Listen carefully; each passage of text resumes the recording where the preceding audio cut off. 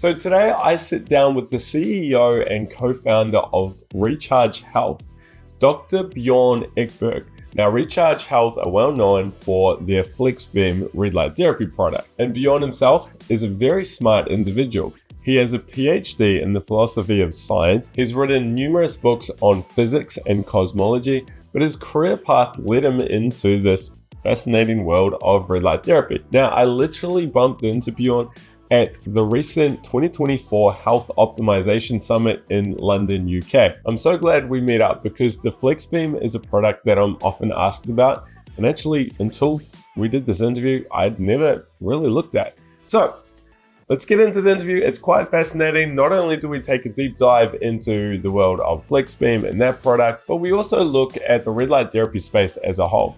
So I hope you enjoy it. Bjorn, it's awesome to meet in person. I know this has been a long time coming, so I'm excited to not only meet you and learn a bit about you and your company, but of course, have a play with the FlexBeam. A lot of people have asked me about this, and until literally right now, I've never touched one. I don't actually know too much about you or the company. So first up, tell me the background. How did you personally get into red light therapy? Yeah, it's thanks for having me on. It's great to be here and finally meet you. I've been following your channel, and we know how much you've been studying and going in depth with red light therapy.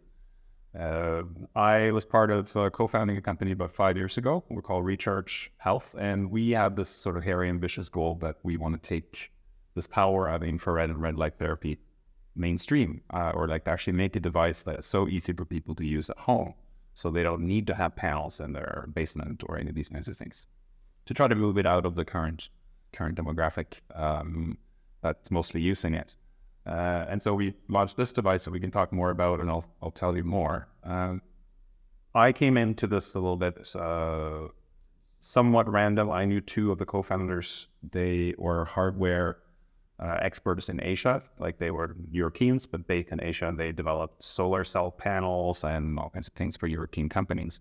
And they had come across the research that I know a lot of your listeners and watchers also come across. That's like all of the photobiomodulation background. And they were amazed, and they showed me when they had this idea that they could create a product. And I was similarly amazed because I didn't know any of this stuff before. And I was wondering, why have we not heard about this before? Why is this such a 5-6 years ago, there was even less of it than there is now. And quickly realized that the reason we haven't heard about it in a wider setting, in a more of a mainstream setting, is because we don't yet have a device that is so easy to use or so irresistible and self-explanatory that it's being widely adopted. It is a big buzz here in, health optimization, biohacking, and so on. It's got a way to go in order to make it into becoming the definitive thing. So that intrigued me a lot, because one part of my background is philosophy of science. I've written a book on physics and cosmology from a philosophy perspective, and I regularly debate here in the UK at philosophy festivals. And so I, had a very different kind of background, but when I learned about this, I could really appreciate the kind of paradigm shift that I think we're in the middle of. That this for me is more than about one specific device or selling FlexBeam. In this case, it's also about getting a broader message about how we can reframe our own understanding of health. And I think that's implicit when you are interested in red light therapy, is that it's also a little bit of a shift for how we have been raised to think about our bodies and health and all of this. And I'm sure you do a fair bit of education on this as well, and encountering how is it possible that light can have this effect on the body. So I found that to be fascinating, and I joined the ride 5 years ago, and here we are. The company, you're based in Norway? Yeah, we're a Norwegian company. Yeah, well, and the product is made in China? No, it's made in Thailand. And so we went our own route because of two of my co-founders' expertise. We were able to sort of bypass the Chinese factories and really do something ourselves. So we did the heavy route of getting our own ISO 13485 medical survival device certification and FDA registration, all of this stuff on our own, and designed it and created it in-house.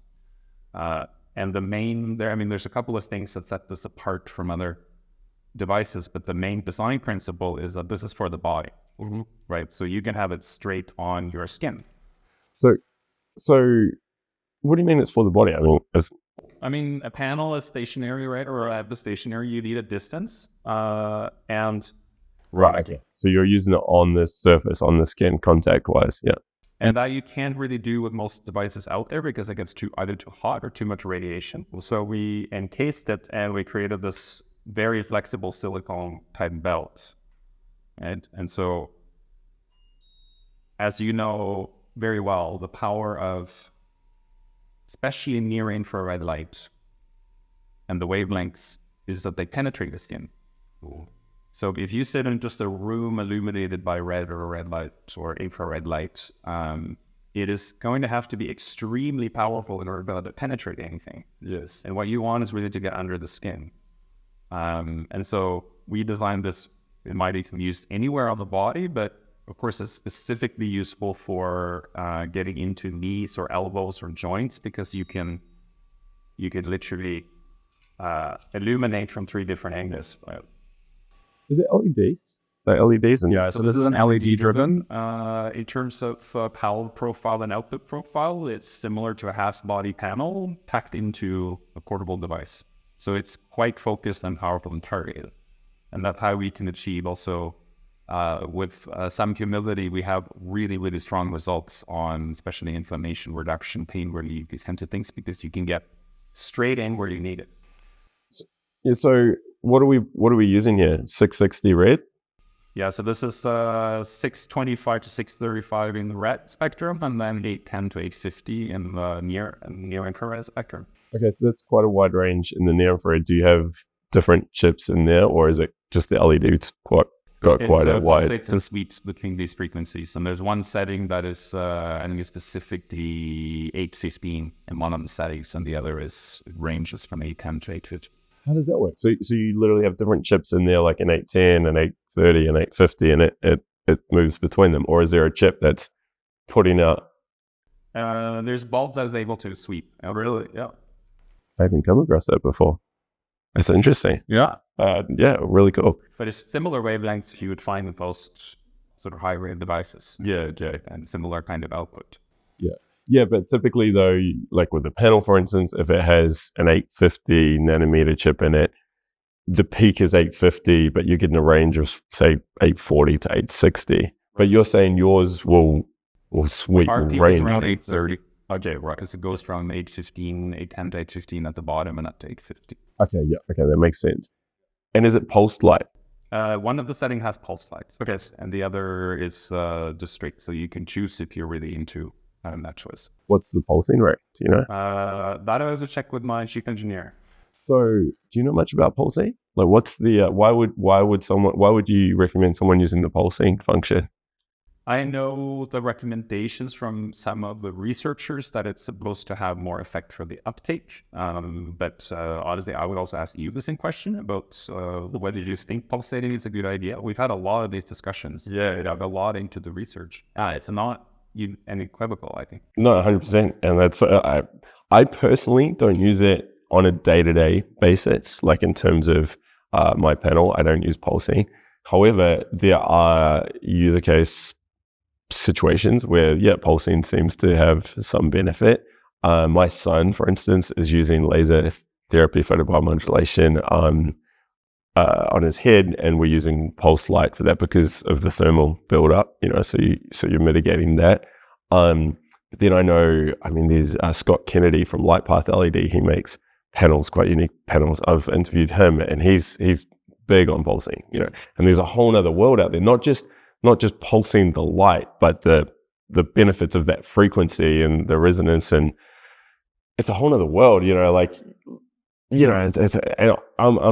you. I don't really know. We've done articles on it, but is taken a pretty deep dive on it. It looks like there's some promise to it, especially around the thermal side of things. If you're trying to get deep into the tissue, but again, I'm still like, I think for most people, you probably don't need it, but I may be very, very wrong on that. And in 2 years' time, I may be like, oh my God, why have I not been using it? Yeah, so maybe there's more research coming out to show like more differentiated benefits from using pulsing. Mm-hmm. But I think one of the key parameters that was important for us with this, and this goes to like my original understanding of this from physics, is there is a biophysics of light and how it works, in which power is crucial, like the power output as well. You will see a lot of, let's say, cheap roll-up devices and things that don't have any fans built into it. Like the pads, like the little... pads, and they will advertise benefits along the lines of what everybody else is doing. And we think it's very, very difficult to understand how that could possibly yield benefits. You cannot penetrate the skin whether you have a half a watt output in total or something like this. And I think this is sometimes a missing piece. A lot of the high-grade panels that you also use are in a relatively high power output range. But then, of course, they're also blasting from a distance. So the effective reading that you need to sort of keep in mind is it doesn't really matter what power it has here. It matters what power it has when it's what is hitting your skin. So that's why we were able to sort of make a more effective device is to pack it in and that it's skin contact. So do you know the numbers in terms of irradiance? The irradiance, this one's about 100 for 100 milliwatts per square centimeter or for infrared, and then about 50 for the red. So you get a combined output of about 150 at the peak. And this varies a bit by program.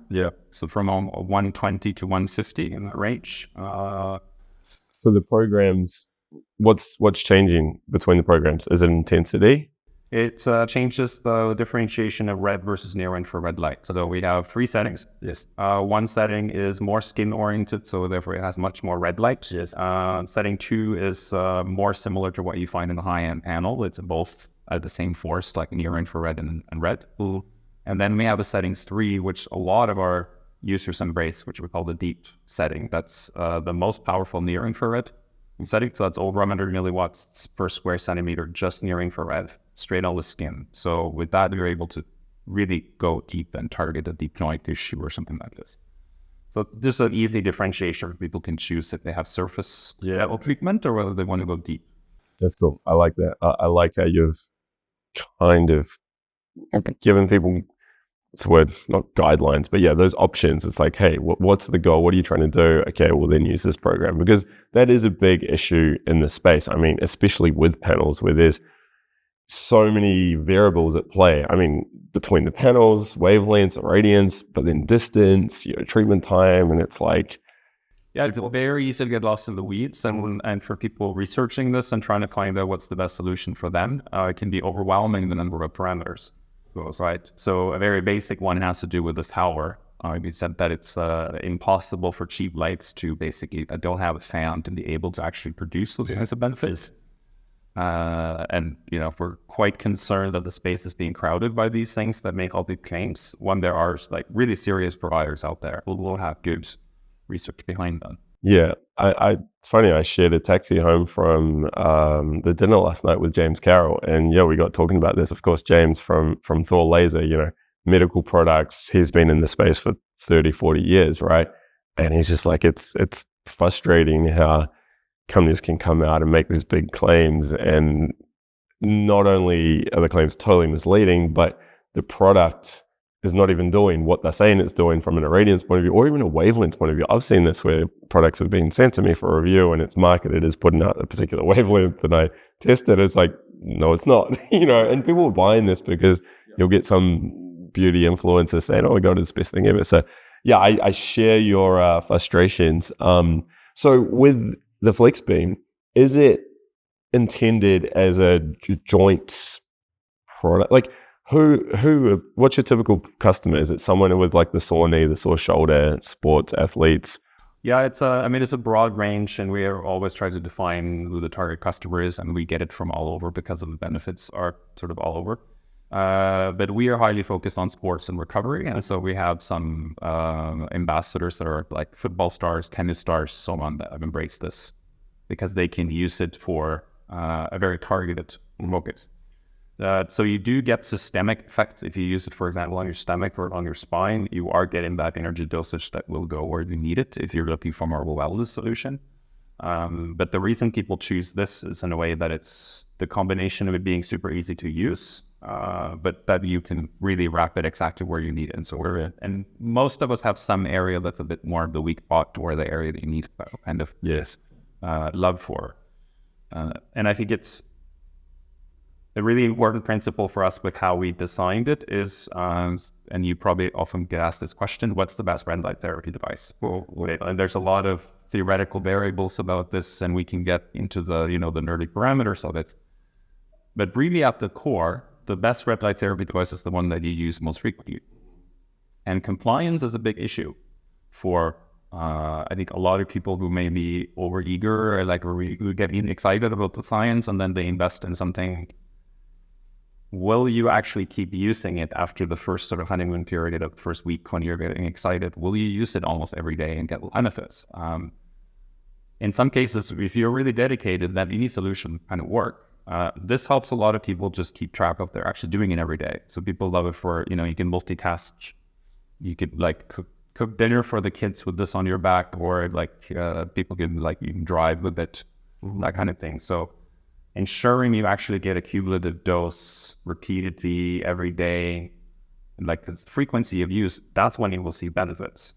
I mean, I think a lot of people jump into the space or sort of maybe okay, I'll just, use the light for a couple of days and then I'm magically better. And that's also not the case, right? You do need to use it over time.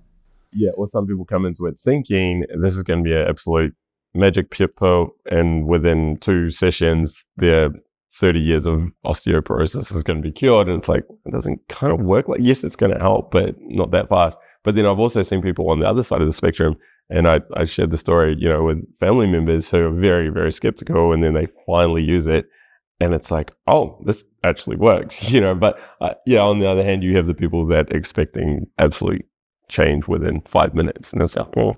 But saying that, I mean, my personal experience many, many years ago was pretty fast change in terms of pain. I had oral gum issues.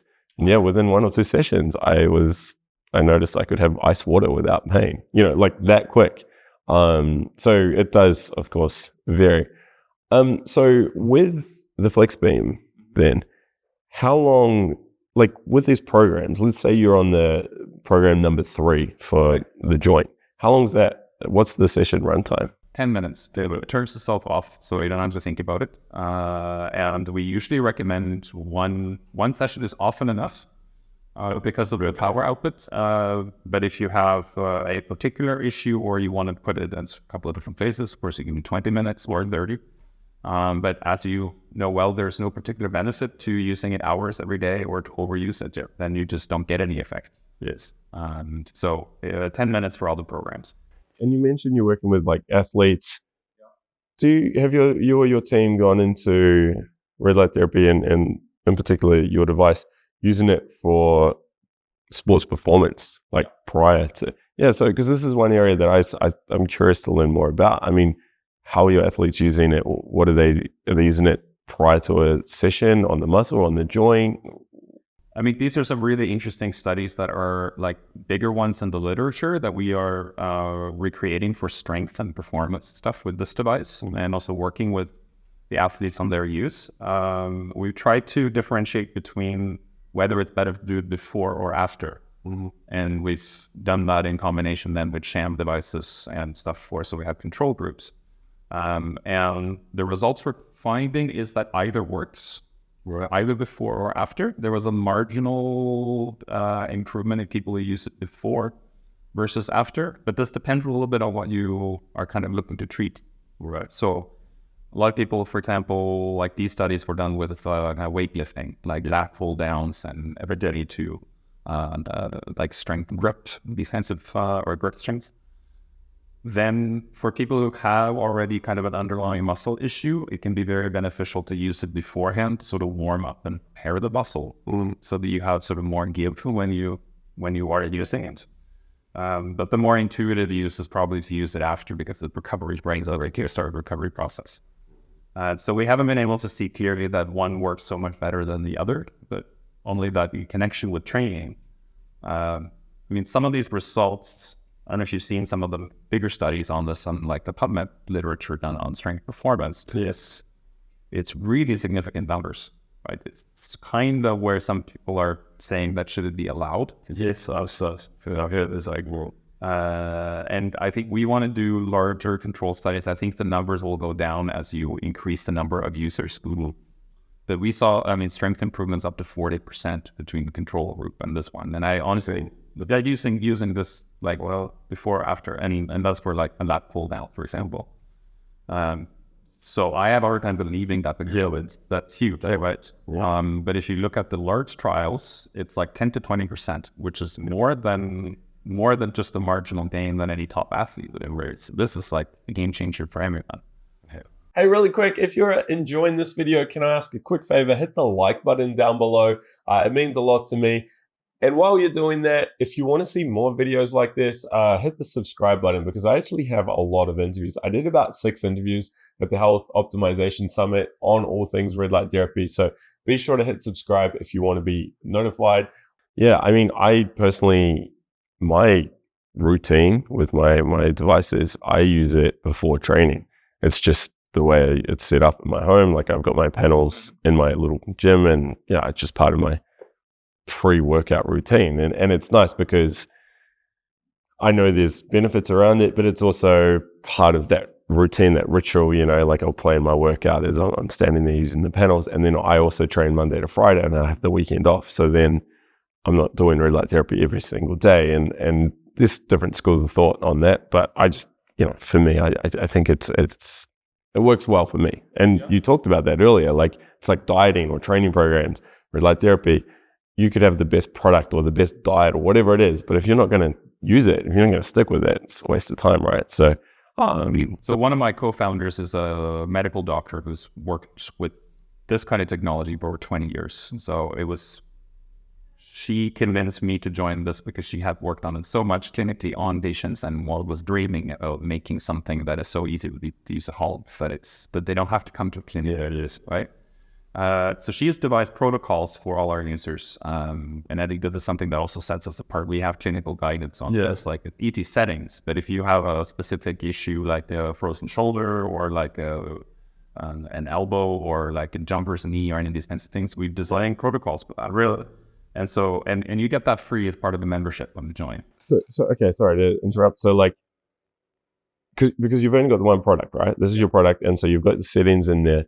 So then if you have, what did you say? Jumper's knee. Yeah, that's a common one, or like a hip flexor issue, or a tennis elbow. Okay, that's from a tennis elbow. So then you can go in, and it will say, recommendation will say what, like use program 2 for X amount of minutes. X amount of minutes, so and so often. And this is the reason I wanted to mention it, because her research, and so our school of thought is also, it's good to take breaks. Yeah. So her general protocols are like, use it Monday to Friday and take weekends off. Especially, I'll be very happy to hear that this is what seems to be working for you as well. So wow, this is so cool. So how many protocols do you guys have? We have now 150. Oh, wow. So a little bit less than 100, but we're now bringing them out piecemeal. We also have webinars with her. She's an amazing resource, Dr. Sylvia Frost, and she's like kind of a superstar in the energy medicine crossover field to this. She's a co-founder. She's one of our co-founders. Yeah. And so these aren't protocols where you've just picked numbers out of the air. No, they've all been tested on people throughout, and this is drawing on her expertise. She used to use lasers, and then she discovered LED technology and all of this stuff. But she estimates she's treated over 10,000 patients over time with these modalities, including red light therapy. Okay, cool. So someone purchases this. How much is it? It's about $500. The US were at $549. Yeah, US. Yeah. That's actually really good price. I thought it was going to be closer to 1,000. Yeah, we cut out the middleman of the factory. We design it ourselves, so we are able to kind of keep the price down. And we think with more volume, we can also get it out more cheaply, which we think is important. We give people a choice that they don't have to invest so much money to get a high power, high quality device. Yeah, no, that's a really good price point. Okay, so they purchased that, but then you mentioned a membership. Tell me more about that. Yeah, this is now in a pilot stage, but all new customers can get invited into a space. For now it's web-based, but there you have access to protocols. You can ask other users questions. You can also book consultations if you want to go all in with a doctor, or like join webinars. So then it's most of the space is free, and then we have some more advanced protocols that we're testing out. People are willing to subscribe to have more in-depth benefits. access to consultation. Okay, so someone buys comes with price of advice. You get a free membership. So let's say someone's listening and they have tennis elbow and they want to go out and buy this. With that $550 price, will they then get the protocol recommendation for that tennis elbow, or do you have to upgrade to the? Yeah, they will get for most protocols. There are some more advanced medical things that are that we haven't quite released yet into the free space. But yeah, once you get the device, you just easily log on and the protocols are there and you can download. That's cool, because that's like the biggest issue that I see in the space at the moment. Well, no, there's a lot of issues, like around which product should I get and how reliable are they and what wavelengths and all of that. But the biggest issue that I have is still don't know, like dosing wise, what the recommendation is. I mean, it's asked all the time, and I feel bad saying I don't really know, because like it's very, very complex. And like I touched on earlier, there are so many variables, especially when you're using products that aren't on the skin, like at a distance, so many variables, and how do you control for all of them? And so yeah, it's like, I don't know. And I wish I did know, and I wish I could help people. So yeah, I'm going to have to dive into this, because it's pretty cool. Like, especially if you've researched the protocols and you're testing them, you know what I mean? It's not just, about, 5 milliwatts for, 5 joules per second or something. And kicked the can forth and came up with some numbers. I know it is for a lot of trials. So we were fortunate enough to then have access to people who want to test subjects and in a clinical setting. A lot of these things we can't publish as standard trials, but its own endeavor.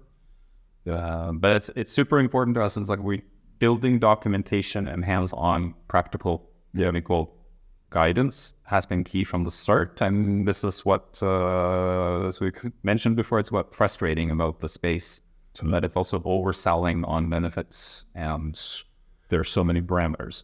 Yes. So what about skin and beauty? Are people using it for like their face? And so you can use it on like setting 1 is like a skin setting, and this will have like quite powerful red light. Most of these face masks and things that are in the space, they don't have so much power output, and you technically don't need so much power for red light for the skin to produce an effect, but you do for near infrared. Well, that's why it's power is important for that. But we didn't design this as a beauty device, and we're not selling it as like that's not the main reason people buy it. But once you have one, if you sit like this and close your eyes and just 10 minutes in the morning and hold it like this, you're going to get, like, quality-wise in terms of output and dose and wavelengths, something that is definitely as good as the best mask out there. Yeah. And then the other good thing is you can still use it on the knee at the higher power setting. You can use it for sort of any deal. Yeah. Whereas a mask, some of the masks are still selling for $500-$600. I mean, it's one thing, and it's very underpowered. And I mean, I suppose you could try use it on the knee, whether it's going to do anything. It might heal that little scab you've got there, but that may be about it. You know what I mean? It's not going to be able to penetrate it or do anything. And frankly, the beauty segment is now what's kind of confusing the space a little bit, and like it's creating a noisy space. So when we started, I mean, it's photobiomodulation modulation and near infrared, and for us, we're into nerding on terms. Red light therapy became this term, right, that covers both red and near infrared lights. But I don't know what you think about this when you're watching the space, but now I see 90 to 95% of all the sort of news on red light therapy you see, it's all driven by cosmetics, and it's literally just red light. The near infrared that you get in like this one or in professional panels, that's completely under-communicated. People think the red light is red light. And I'm not quite sure what's gonna happen with that, because cosmetics is basically like, if this is gonna go mainstream, it's like cosmetics that's driving it, and it's nowhere near the same kind of treatment as you can get here. Yeah, I mean, it's interesting because it's funny. I was just talking to Kinneon, the guys from Kinneon, and they're working on a gut product, right? And they're using near infrared, and it's quite a high intensity, of course, because they're getting into the gut, right? And we were talking afterwards how I actually said, look, I think you should put, because there's a bit of research around the red light. Of course, you're not going to get the deep penetration, but he was finding that there was actually some benefits just from getting some red on there. And I said to him afterwards, I said, I actually think you should include a red on there, because I know what will happen. People will turn it on and they'll say it's not working, because just like you said, I mean, people associate red light therapy with red, like the visual red color, right? And he's like, yeah, it's a good point, because yeah, like people, I mean, the name itself, it's not near-infrared light therapy, it's red light therapy, right? And yeah, you're right. I think it's funny because I actually don't do that much in the beauty space. Like, it's only recently we've looked at some masks and that, because so many people want to know about them. So for me, I've never really appreciated that as a big problem. But now that you mention it, and now that you see the beauty space, which is primarily using the red, yeah, I can see how it is an issue going forward. On the flip side, though, as more and more people experience the benefits of these more powerful devices on things like knees and elbows, I just think it's just going to keep growing because it works. I mean, yeah, the science is there, but more importantly, it's so easy to get these benefits. It's just a matter of time of it becoming more and more popular and mainstream. And yeah, I mean, I think with a company like yourself, I mean, the cool thing is not only are you designing and creating your own product, it's not just a copy paste run of the mill like clone product that we're seeing everywhere, but you're doing the research, you're coming up with this protocol, you're doing it all, right? And the customer is then getting the great results, and that's going to push the space forward because you have the credibility, you have the research, you have a really unique, high quality product. I just think with time, like, you can't go wrong. You know what I mean? Like, yeah, I mean, I hope you're right that it's like a deeper sort of swell, a groundswell, that it's going to sort of rise, and sort of all boats will rise kind of with it. I do think it's important, the work that you are doing also, to help people, guide them through all of the clutter in the space. Yeah, because there's definitely a lot of devices out there that don't really work or can't possibly do what they're supposed to be doing. Yeah. So that's really brutal.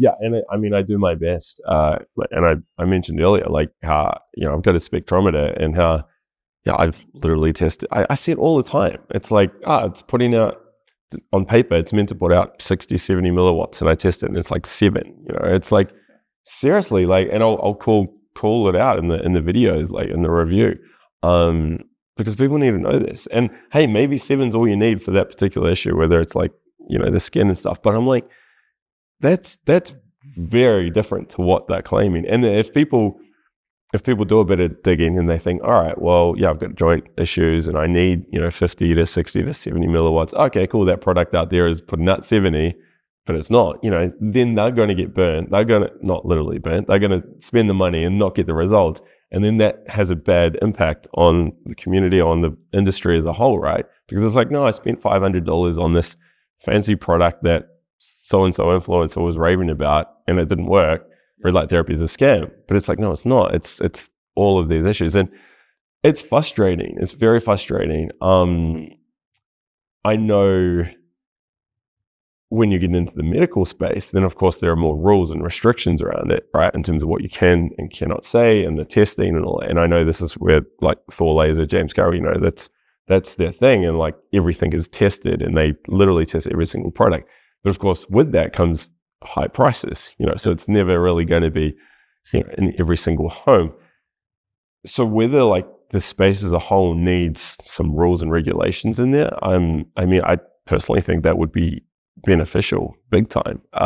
It'll probably see, some costs and all that have to go up, but long term, it's going to be beneficial. Otherwise, I mean, yeah, you're always going to be fighting these companies who are making bold claims and putting up junk, cheap copycat product made in China, kind of. So it's I mean, I would second that, and I think it's probably going to move in that direction. Yeah. For us, the only strategy has been to be transparent about the science and about the clinical stuff, and just show as much as we can about what we're doing. And we also have a sphere in our lab, right? So we taken in really also competitor products to see and to test them. And we've had similar experiences to you, that like, they claim on the website to be doing this and is over near. Oh, they must be so frustrated with you guys, because at least I can come out and, that's what I mean. Like, at least I can come out and show that, like, as an independent sort of reviewer. But I know you guys probably, as much as you'd love to, probably. Yeah, but it's also sort of how important is it to, I mean, I don't want to pull down competitors at the other product, but when I see, other portable products that claim to be doing the same thing and they have a fifth of the power output of this one, then maybe you can get results with that kind of dosage, but I really doubt it. Yeah, it's interesting though, because there are some products I've tested. I'm not going to mention names. If you watch enough of my reviews, you'll come across the companies I am referring to here, but they are very, very underpowered. There's a few beauty products here, like very underpowered compared to what they're saying, but people are still getting results with it, right? Like, so it's like, well, what is going on here? Like, in theory, you should need X level of intensity to get such benefits. This company's put out a product that's intensity's down here, but you've got thousands of people raving about it. Like, you know what I mean? It's like, yeah, it's interesting. I was just having a conversation with dinner yesterday with an investor in the space who's followed it, and like he's actually concerned he would be chiming in here if he was part of this conversation. He's moving to try to get more validation around a lot of the claims in the whole space. But he was saying from all the studies that he's seen, 40% of results are placebo anyway. Really? I mean, this is a blood claim, and I don't know exactly the metric behind it, but if you say 1/3 or 40%, people, if you really believe in something, you will, like a third of people will sort of get results. What's really crucial to move the needle and to validate this is then beyond placebo is when you have, like we did with like 80% of our customers are saying, wow, I got like great results. Yes. Then you sort of know that it's more than placebo. But in theory, you could sell a lot of solutions, and, consciousness is an important driver in the whole process. So if you really believe in something, then you will add something to the treatment, right? But it's easier, of course, to believe in something when you see the numbers are and it actually really works. Then you have the sort of positive feedback. Yeah. So but I'm not so surprised to see that if you put out a product that doesn't really have any quantitative measurements like that on that scale, you will still find people who are enthusiastic about it. So you could pick out somebody who's like, oh yeah, better, right? So what you need to demonstrate is with larger data sets and more people and consistently over time. Yeah, well, I think you as a company are going about it the right way. And just as someone who was in the space, again, I can share those frustrations that you must have. But I think if you're just like, keep doing the right thing and you have the team, you have the research, you have really good high quality products, you keep doing that, it's just a matter of time. The cream always rises to the top, and these other companies, whether it's going to be regulation or just people, watch more of my videos, for instance, and learn about this stuff, eventually the good stuff's going to, make it. So, just keep doing what you're doing, I guess. And I can't wait to have a play around with it myself. And I kind of wish I had, reached out. Well, I think there was some communication a while ago, and I just, I have so many companies and so many products these days, and I'm just like, I can't do it all. And I wish I'd prioritized yours. It's a symptom of a noisy sector. But do you have anything that you would test it for? Are you thinking about a targeted spot or something? Yeah, I mean, I would love to look into some of these protocols and fortunately I don't have any injuries or anything at the moment, but I would probably find someone in the family, and just be like, all right, run with it. Let me know in a month how you're finding it. That's how I'd test. And then of course I'll do my own testing and do the pros and cons and what I like about it and what I don't like about it. I think from a price point though, it's very, very. It's an investment, and not to be too salesy, but we're sort of used to this already, that people, when they do the research and they get into it, they find this is a good value product, and that we also extended our warranty to 5 years. Yeah. So the battery might have to change after a couple of years, and we looked at it and seen it back. Yeah, you can. We have battery replacement service, but the light themselves, we've been now on the marketplace for almost 5 years. So we saw that we have no issues down the line. If there were any issues to sort it out originally, then there's no reason not to extend the warranty. Yeah, that's very, very impressive. Especially for a portable device. Yeah, that's amazing. Do you have any plans to update this, new products? Yeah, we have a second version in the pipeline. I don't want to say so much about it on the hardware side, the various improvements, but honestly, I see the way the space is moving and the kind of audience that we have, the target demographic for this, both overlapping with sports and with health. Increasingly, people have data, right? You're sporting and ordering like myself, and most people have data on their body. So to find that both the integration and the software aspect of this, and to add a data side to show it to users that what's really happening. Yeah. And to close that sort of benefit gap that I think red light therapy often suffers from. Just people need to use it for a while to realize if it has effect or not. So that's what we're working to try to improve. And for us, the goal is to take this ultimately to everybody, right? And therefore, we're also wanting to design something that is as easy to use, as close to you as possible, minimize the waste, make it more efficient, effective. And if you want the full body treatment, the Thor has the best bed up there, but then you have to rent the space in it. Right? With this, you can kind of try to avoid. Yeah, it's super easy to try. Yeah. So I'm assuming it comes with some straps. Yeah, I add some Velcro straps of different lengths that are easy to fasten wherever you need it. And guides and access to protocols and all of this, and a little travel case so you can fit it in your backpack when you fly. How many sessions would you get? How many 10-minute sessions would you get out of one charge, roughly? Depends on which setting, but up to an hour. Oh, really? Yeah. Well, so you could take it away for a weekend, for instance, and you wouldn't even need to charge it. No, but it does, like this kind of battery will wear over time, down maybe to 4 or 5 cycles. But yeah, you could use it, plug it in, whatever you need, and there it's so. Give it a spin and test it out. We'll know what it is. Yeah, very impressed. Yeah, very cool. Have I missed anything? Is there anything that anything else that people should know, or I should know? I think it covers the most important aspects, and I think it would be cool for your audience to know what you think of it once you've had a chance to have a go at it, and maybe test it on some people as well. Yeah, be sure to subscribe for the full review. Hey, thank you. Yeah, pleasure speaking to you. And where can people find more about the FlexBeam, the work you're doing as a company, yourself even? Yeah, we are at recharge.health. Lines our cabinets Recharge Health. The device is called FlexBeam. So whether you go to the website recharge.health or just search for FlexBeam, you'll find us. We offer a lot of background scientific studies and all of this sort of stuff as well for people who want to review. You can also get in touch with me through that. Very cool. I mean, on LinkedIn. Awesome. Thank you again for your time. And I look forward to crossing paths with you again at another event, or hey, maybe I'll have to pop up to Europe sometime and Norway. I've never been up there, so that could be cool. Yeah, sounds good. It's yours. Take it. Really? Yeah, go for it. Thank you. Thank you so much. All right, guys, that is a wrap. I'm going to put all the links to Recharge Health, FlexBeam, any discounts and discount codes, all of that down below. I'll also put a link to Dr. Bjorn's personal website because, yeah, he's written some rather fascinating books and has some neat content on YouTube as well. So be sure to check all of that out. Of course, if you have any questions for myself or for Recharge Health, leave them down below and I'll make sure they get answered. And also jump in our Facebook group to discuss this conversation. Head over to Light Therapy Insiders if you want to know more about red light therapy.